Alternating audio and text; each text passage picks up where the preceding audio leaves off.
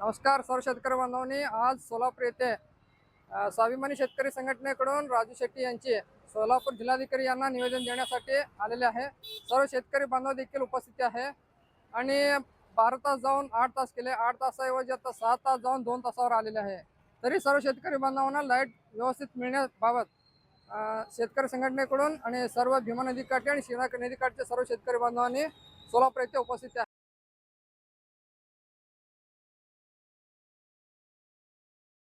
काय आंदोलन कशासाठी करताय?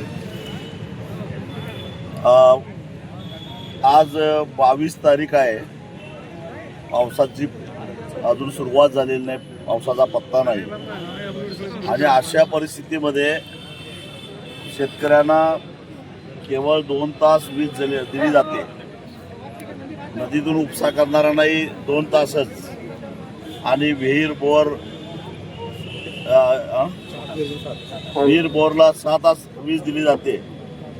त्यामुळं या कडाक्याच्या उन्हामध्ये शेतकऱ्यांची पिकं अक्षरशः करपून चाललेली आहेत आणि एवढी शेतकऱ्यांचे हाल होत असताना पालकमंत्री असू देत किंवा या जिल्ह्यातले लोकप्रतिनिधी असोत, हे निवडणुकीच्या खेळामध्ये रंगलेले आहेत। त्यांना काही शेतकऱ्यांचं देणं घेणं राहिलेलं नाही आहे। अशा परिस्थितीमध्ये शेतकऱ्यांनी न्याय मागायचा कोणाकडे? शेतकऱ्यांनी अपेक्षा करायच्या काय? पर 50 TMC पाणी अजूनही उजनीमध्ये शिल्लक असताना पाण्यासाठी शेतकऱ्यांना अशा पद्धतीनं तिष्ठत ठेवलेला आहे। जो न्याय शेतकऱ्यांना लावलेला आहे तोच न्याय या उजनी धरणातून पाणी उपसणारे औद्योगिक क्षेत्रातले असोत किंवा नागरीकरणासाठी म्हणून पिण्याच्या पाण्यासाठी वापरणाऱ्या ग्रामपंचायती किंवा महापालिका नगरपालिका यांना लावला का? त्यांच्या पाण्याची किती कपात केली? कारण शहरामध्ये पाणी धोधो वाहताना दिसतं आणि इथं शेतकरी मात्र उन्हामध्ये पाण्यासाठी तरसताना दिसतो। हा पक्षपात का? पिण्याच्या पाण्यासाठी प्राधान्यक्रम असला पाहिजे, याला आम्ही हरकत कधीच घेतली नाही। पण एका बाजूला पाण्याची नासाडी आणि दुसऱ्या बाजूला शेतकऱ्यांची पाण्यासाठी वणवण हे आम्ही चालून देणार नाही। त्याचबरोबर साखर कारखाने बंद होऊन 4 महिने झाले, अजूनही शेतकऱ्यांचा थकीत FRP मिळालेला नाही आहे। सरकार काय करायला लागलेलं आहे? काय यांच्यावर कारवाई होत नाही? काय यांच्या जप्त्या होत नाही? कायद्यानुसार खरं तर या कारखानदारांच्या मालमत्ता जप्त करून लिलावात काढून शेतकऱ्यांचे पैसे वसूल करायला पाहिजे होते, परंतु बहुतेक सगळे कारखानदार हे सरकारमधल्या कुठल्या तरी एका पक्षामध्ये जाऊन बसलेले आहेत आणि त्यामुळं प्रशासनाची त्यांच्या विरोधामध्ये कारवाई करण्याची हिंमत नाही आहे। म्हणजे खऱ्या अर्थानं लुटीला संरक्षण देण्याचं काम जर का सरकार करत असेल तर वेळ प्रसंगी कायदा हातात घेऊन शेतकऱ्यांनाच आता आपला न्याय मिळवावा लागेल। साहेब, शेतकऱ्यांना दरवेळेस रस्त्यावर आंदोलनासाठी उतरावं लागत आहे, तर प्रशासन काय करत आहे? त्यांना तुम्ही कशा पद्धतीने धारेवर धरणार आहे? प्रशासनाला इशारा देण्यासाठीच आजचा हा मोर्चा आहे आणि मला शेतकऱ्यांना सुद्धा इशारा द्यायचा आहे। या भामट्यांच्या मागे लागून काही उपयोग नाही। ज्यावेळी तुम्ही संकटात सापडता त्यावेळी तुमच्या मदतीला ते येत नाहीत आणि निवडणुकीच्या काळामध्ये तुमच्या तोंडावर पैसे फेकतात, मतं घेतात आणि आज तोच मस्तवालपणा आज या सगळ्या लोकप्रतिनिधीमध्ये दिसतो। त्यामुळे अशा अडचणीच्या काळामध्ये 1-2 लोकप्रतिनिधींना तुडवून आणलं पाहिजे, त्याशिवाय हा प्रश्न मार्गी लागणार नाही असं मला वाटतं। आपली पुढची भूमिका काय असणार याच्यापेक्षा? आम्ही निश्चितच जिल्हाधिकारी कार्यालयासमोर मोर्चा गेल्यानंतर पुढची भूमिका आम्ही सांगू।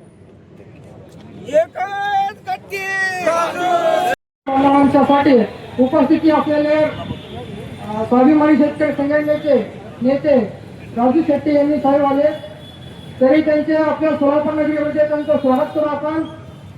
आम्ही जो लढ्यासाठी आलेलो आहे त्या लढ्यासाठी आम्ही ज्यांना मतं दिलं ते एकही नेते आमच्यासाठी उपस्थित राहिलेले नाही। हे आम्हाला पण लाभ वाटायला पाहिजे। आम्ही ज्यांना मत देतो आणि आम्ही ज्यांना मतं दिलं ते आले नाही. आम्ही ज्यांच्यासाठी मतं नाही दिलं तर आता येऊन आमच्या सोबत खाली बसून आमच्यासाठी लढा लढतोय. आणि आम्हाला तिथं जिल्हाधिकारी ऑफिसमध्ये मोर्चा करण्यासाठी जागाच येत नाही. आणि आम्हाला म्हणतो तुम्ही कुठं हे करा. आणि आमच्यासाठी इथं बघा डिपार्टमेंट किती आहे, एकदम आम्ही म्हणजे किंमत नाही का, होमगार्ड पाठवले आमच्यासाठी. आणि इथे सध्याला आम्ही ज्यांना मतं दिलं ते नेते इथं लाज वाटायला पाहिजे. इथं 7 रस्त्यावरती जिल्हाधिकारीच्या बाजूला त्यांनी निवडणुका लढत आहे. हे आम्हाला मुळामध्ये लाज वाटायला पाहिजे. त्यांना तर लाजच निघून गेलेला आहे. तुम्हाला सर्वांना एकच सांगू इच्छितो, आम्ही ज्यांना मतं दिले जिल्हा परिषद, पंचायत समिती आणि आमदार खासदार हे सगळ्यांना आम्ही निवडून दिलेला आहे. आमचा हक्क आहे त्यांना विचारण्याची. आम्ही सगळ्यांनी ज्यामुळे गप असतो त्यांना तोच मान देत आहे. आम्ही त्यांना गप बसायचं नाही. आणि इथे बघा एक युवक आले नाही, युवकांची पण संख्या कमी आहे. आणि येथे लोकांना काही लोकांमध्ये हिंदुत्ववादी आणि मुस्लिम असं जातीवाद करत आहेत. आणि एक युवकांनी जातीवाद करू नये. कारण जातीवाद केलं की आपण सर्व शेतकरी बनलो आहे. जातीवाद केलं तर तुम्ही काय वेगळं खाताय का पोटाला? आम्ही जर विकवतोय तेच तुम्ही खाताय. आम्ही जर पिकाची बंद केलं तर तुमचं 2 दिवस पण पोट भरणार आहे. हे तुम्ही लक्षात घ्यायला पाहिजे. आणि सर्व शेतकऱ्यांच्या युवकांना पण मी आवाज सांगू इच्छितो, तुमच्या गावामध्ये जो आमदार येतोय तो अजून 10 किलोमीटर असतो तेव्हा तुमच्या स्वतःच्या पदरीनं खर्च करून फटाके उडत आहे. तुम्हाला लाभ वाटायला पाहिजे. ते नीट करायला तर वाटतच नाही. तुम्ही जर त्याला धडा शिकवलं तर तो तुमच्या दारात जाऊन तुमचा जो प्रश्न असेल तो प्रश्नासाठी तो उभा राहील. आणि इकडचे आम्ही काही त्यांच्या पाठीमागे लागत नाही. हे करा ते करा. आणि जे काही नेते म्हणते तुम्ही उसळ कशाबद्दल वाटताय असे काही नेते देखील म्हणाले आहेत. त्यांना काय सांगू शकतो, सगळे शेतकरी आहोत. आणि हे कशी घटना घडली होती 2024चा जो साल होता तेव्हा निवडणूक होता आमदाराची. तेव्हा मी स्वतः विधानामध्ये हजर होतो. तेव्हा तिथे पूर्णपणे मायनस मध्ये होतं धरण. आणि तिथे धरणात मायनस मध्ये असताना सर्व शेतकऱ्यांना 1 तास पण वीज बंद नव्हता. पूर्ण 8 तास लाईट पूर्णपणे आपला धुमार जो मिळू होता तो पूर्ण करून ठेवलेला होता. तेव्हा तुम्हाला नियोजन होतं का? मायनस मध्ये उमेदवार होता तेव्हा तुम्हाला पाण्याची टंचाई होती, लाईटची टंचाई होती का? आता तुम्हाला आली का लाईटची टंचाई, पाण्याची टंचाई? आणि प्रत्येक लोकांनी तुमच्या बापाने तुमच्यासाठी काही केले ते तुम्हाला लक्षात आलं पाहिजे. आणि तुमच्या जो गावामध्ये जो नेता येतो त्यांना आडवा आला पाहिजे, आडवा करून त्यांना प्रश्न विचारला पाहिजे. तर लोकांना एकच विनंती करतो, सर्वांनी आम्हाला येऊ द्या, खासदार येऊ द्या, जिल्हा परिषद मेंबर असो, सभापती असो, कोणी असो, ते लोकांना घाबरायचे नाही. ते आमच्यामुळे आहे, त्यांच्यामुळे आम्ही नाही आहे. हे सर्वांनी लक्षात घेऊन त्यांना आडवा प्रश्न विचारत जावा एवढेच विनंती करतो. धन्यवाद. नमस्कार. धन्यवाद. सर्वांनी प्रश्न यानंतर साहेबांचं भाषण होईल. या ठिकाणी साहेब भाषण केलं.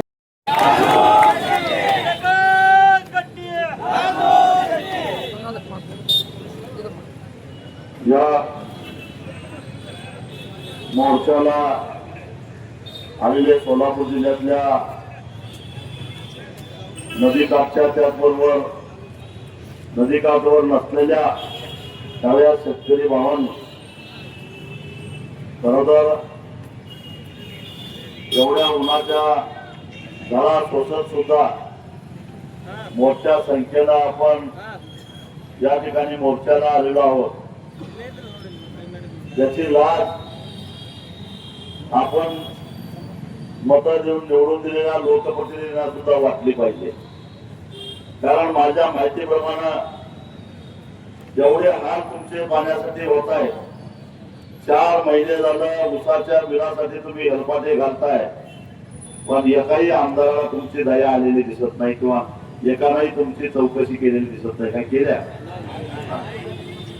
नाही केलं. आणि तरी सुद्धा तुम्हाला त्याचा राग येत नाही. माझ्यासारखा असता तर आतापर्यंत 2-4 आमदारांना तुडवून आणला असता गावामध्ये.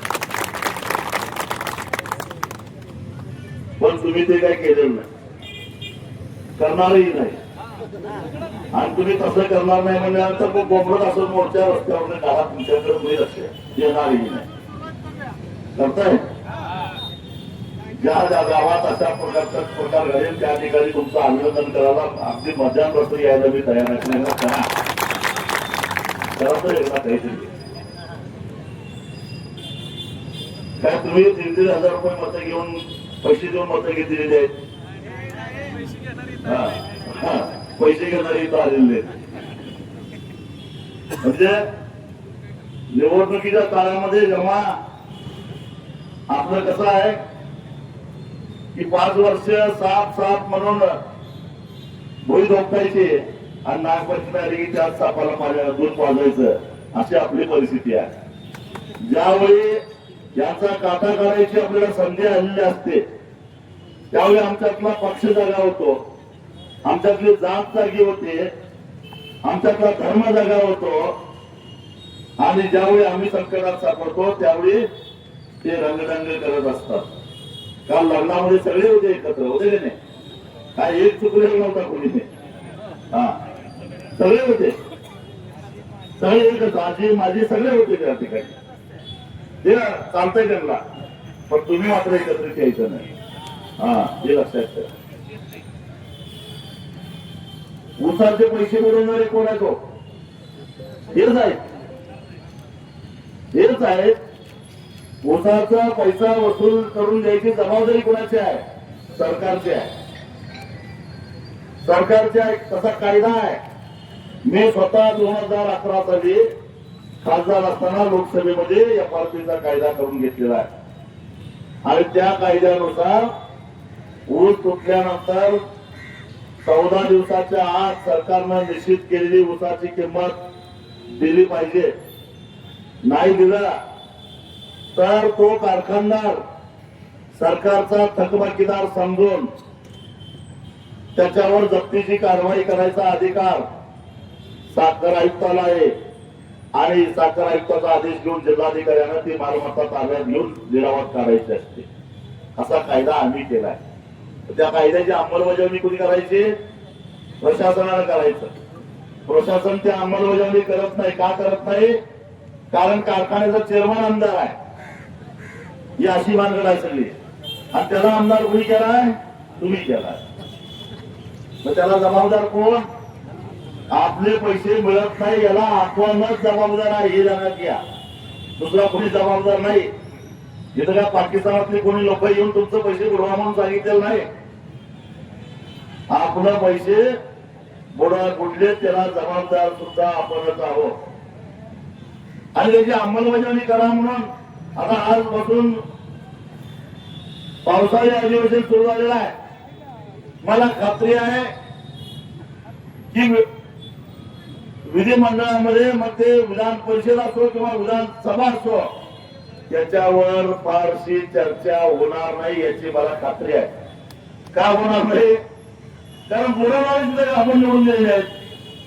आपणच बुडवलं, आपण चर्चा कशी उपस्थित करतील? ते ज्यांनी बुडवलंय त्यांनाच आपण निवडून दिलेलं आहे. मग आणि परत जबाबदार आपणच लागतो. मग आपण विचारायला पाहिजे का नको? त्यामुळे अधिवेशन डॉक्टर बाबासाहेब आंबेडकरांनी आपल्या देशाला एक संविधान दिलेलं आहे आणि त्या संविधानाच्या माध्यमातून वर्षातून 3 वेळा अधिवेशन घ्यायचं असतं.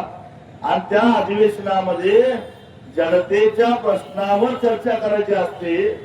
जनतेच्या समस्येवर विरोधकांनी सरकारला धारेवर धरायचं असतंय. मग 4 महिने झालं ऊसाचं पैसे मिळत नाही, ही समस्या नाही आहे का? मग या विषयावर विधिमंडळामध्ये आवाज का उठत नाही? का उठत नाही? कारण ते आपल्याला घाबरत नाही. तीच परिस्थिती पाण्याची आहे. पाणी काय होता? त्या अनियमामुळे यावर्षी पावसाळा लांबण्याची शक्यता आहे. थोडा लांबला आहे, पण तरी आणि हवामान खातं काय म्हणतंय 90% पाऊस पडणार आहे. म्हणजे राहिले किती? 10% प्रश्न आहे. मग 90% म्हणजे धरण पुन्हा भरणार आहे. 90% भरणार, पण आहे येणार आहे पाणी. मग आत्ताच पाणी अडवून ठेवायची गरज आहे का? किती TMC पाणी आहे? 50 TMC पाणी आहे. काय करणार आहे त्या पाण्याचं मागणं पाऊस पडल्यावर?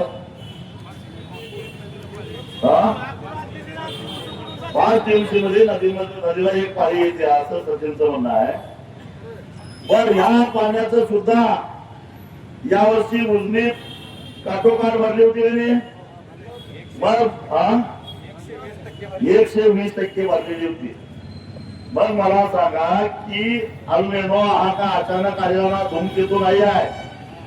अल निनो येणार हे 7-8 महिन्यापूर्वी स्पष्ट झालेलं होतं.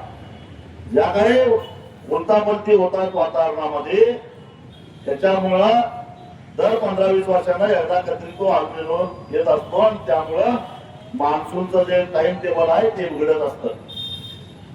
मग या अल निनो येणार हे आधीच अंदाज आलेला होता.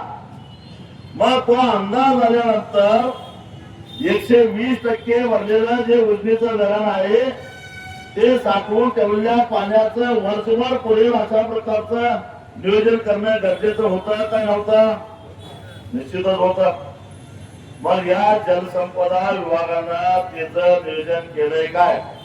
तर याचं वाटप झालं पाहिजे. कुठल्या महिन्यामध्ये किती पाणी सोडलं, कालव्यातनं किती सोडलं, नदीतनं किती सोडलं आणि त्याची मागणी होती का? आणि जर ते त्या ऑडिट मध्ये जर का अनावश्यक पाणी सोडलेलं होतं, मला अनेकांनी सांगितलं की जानेवारीमध्ये कुणी मागितलं नव्हतं, कारण दानाला पाजरच लागलेला होता, नोव्हेंबरपर्यंत पाऊस पडलेला होता, तरी पाणी तुम्ही का सोडलं? हा 2 आवर्त नाही, 2 महिने पाणी सोडलं. जानेवारीला 100 दिवस पाणी सोडलं. मग उजनी तळाला जाईल का काय होईल? हा मग हे का सोडलं? कोणी सोडलं? मग त्याला ऑडिट व्हायला नको, त्याच्यावर कारवाई व्हायला नको. आणि मग त्यामुळं आज त्रास कोणाला होतोय? त्रास होतोय शेतकऱ्याला. पण शेतकऱ्याला काय, बाकीच्यांना नाही. इथं मी बघायला लागलोय सोलापुरातलं गटारीतलं पाणी वाहत चाललेलं आहे. म्हणजे शहरातल्या लोकांनी सुद्धा थोडीफार काटकसर करायला नको. आम्ही असं म्हणत नाही 4 दिवसात एकदा आंघोळ करा, दररोज आंघोळ करा, पण नीट करा की. गटारीतलं पाणी चाललंय याचा अर्थ तुम्ही अनावश्यक पाणी वापरताय आणि तरी सुद्धा तुम्हाला पाणी पाहिजे तेवढं दिलं जात आहे. तीच परिस्थिती गावागावामध्ये ग्रामपंचायतीने जे पाणी आणले त्यांची आहे, नगरपालिकांची तीच परिस्थिती आहे, औद्योगिक क्षेत्राला दिलेला आहे त्याची परिस्थिती तीच आहे. का कसं त्यांना नको? तुम्ही 8 तासावर ना आमची वीज 2 तासावर आणली का? तर पाणी जपून वापरा म्हणून. मग त्यांना 8 तास 1 तास तरी कमी करायचा त्यांचा, पण नाही. का नाही? कारण तुमच्या पायात नेटकं पायतान नाही म्हणून नाही. तुमच्या पायात जर नेटकं पायतान असतं तर हिंमत नसती झाली या सरकारची. अशा प्रकारे केवळ शेतकऱ्यावरच काम कसं करून पाणी वाचवण्याचा प्रयत्न करण्याची हिंमत नसती झाली. म्हणूनच मी मगाशी म्हटलं की या सगळ्या गोष्टीला आपण सुद्धा जबाबदार आहोत हे विसरून चालणार. पण याला तरी काय नियोजन आहे का? काटकसरीला आपल्याकडे एक म्हण आहे, नाणीला बोला आणि दरवाजा मोकळा. तशीच अवस्था झालेली आहे. तुम्हाला म्हणतात 2 तासच पाणी उपसा करा का? पाणी नदीत राहिलं पाहिजे. अशा एकादशीला पैसे पाणी लागणार आहे. आणि दुसऱ्या बाजूला भांडार गावठ्यापासून कुठल्या गावच्या आरळी काय हिरळी, हा हिरळी जवळजवळ 70 किलोमीटर भीमा नदीचा जो काठ आहे, एका बाजूला सोलापूर जिल्हा, दुसऱ्या बाजूला कर्नाटक, हा विजापूर जिल्हा. मला सांगा, या आमच्या जिल्हाधिकाऱ्यांनी, या आमच्या जलसंपदा विभागाच्या सचिवांनी कर्नाटकाच्या जलसंपदा विभागाच्या सचिवांना पत्र लिहिलं का? आमच्या जिल्हाधिकाऱ्यांनी विजापूर जिल्ह्याच्या जिल्हाधिकाऱ्यांना पत्र लिहिलं का? आम्ही भीमा नदीतलं पाणी पुरवून वापरण्यासाठी 2 तासच वीज द्यायला लागलो शेतकऱ्यांना, तुम्ही द्या असं लिहिलं का? नाही. तिकडं 8 तास वीज फुल मोटर चालू आहे आणि 3 तास सिंगल पेज. बरं, ते शेतकरी इतके तयारीचे आहेत त्या सिंगल पेज वर सुद्धा ती कशावर गट्टू आणलेले त्याच्यावर हा कॅपॅसिटर आणलेला आहे. त्याच्यावरती मोटरी चालवतात. म्हणजे तिकडं 11 तास मोटरी चालू आहेत. इकडं हा इकडं सिंगल पेज सुद्धा बंद केल्या का तर तुम्ही सिंगल पेज मोटरीवरनं पाणी उपसाल. अरे आम्ही काय चोर आहे काय, दरोडेखोर आहे काय? पण तुमच्यात हिंमत असेल तर बघ, फक्त नदीच्या एका बाजूच्या लोकांनी काटकसर केल्यानंतर नदीतलं पाणी वाचल का? 70 किलोमीटर म्हणजे थोडी लांबी झाली का? मग पलीकडच्याला कोण सांगायचा? आम्ही जाऊन सांगू. हे कसलं आलंय दरबारी तुमचं नियोजन? आणि म्हणून या सगळ्या गोष्टीची उहापोह झाली पाहिजे.